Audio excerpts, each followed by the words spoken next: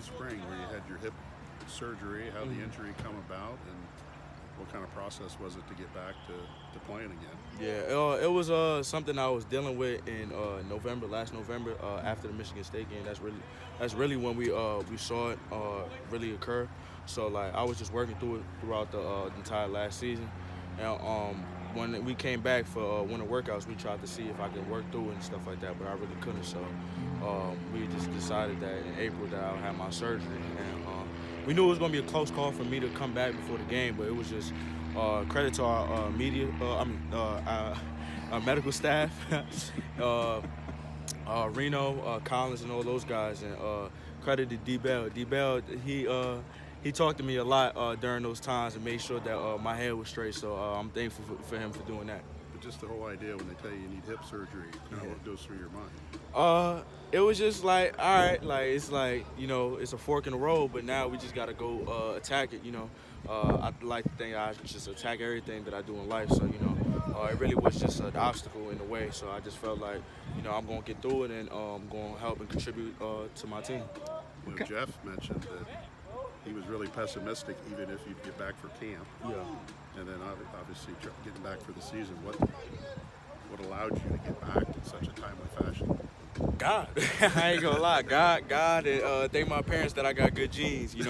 I can't really explain why I came back so early. Just like it was a testament to God. Keeping my faith in Him, and my parents for having good genes. Talk about some of the stuff David Bell told you. Yeah.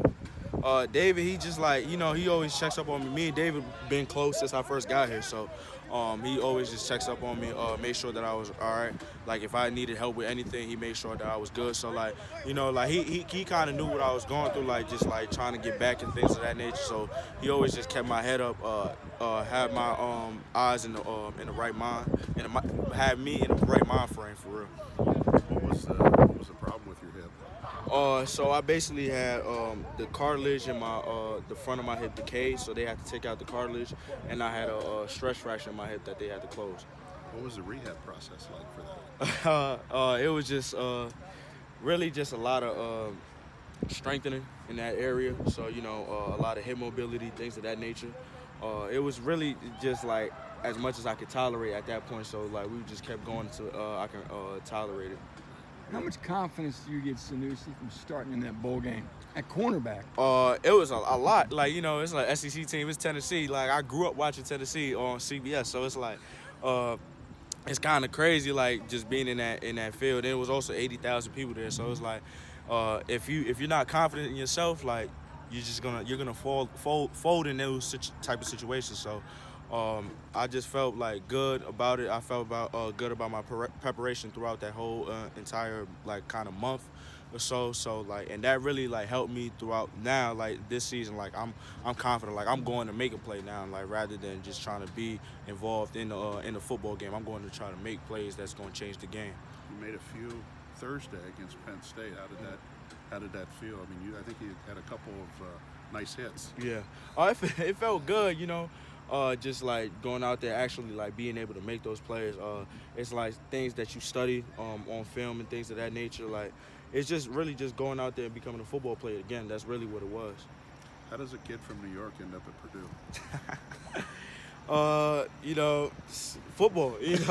Like it's a wild road. I like before I even got recruited by Purdue, I really didn't know what Purdue was until that fateful day in October when Rondell went crazy. So that was the first time I really knew what Purdue was. So it's kind of crazy now that I'm actually here at the school and competing to try to win a Big Ten championship. Who were some of your other choices? Vanderbilt, Rutgers, Baylor.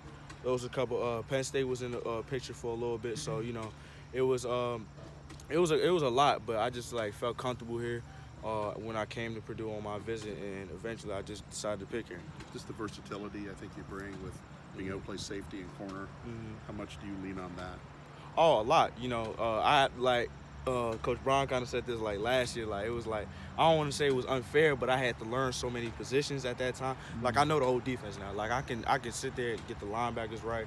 I can get the corners right. I can get the safeties right. So like now I just got to learn the D-line. You know. So like I feel like I'm an extension of Coach English when I'm out there.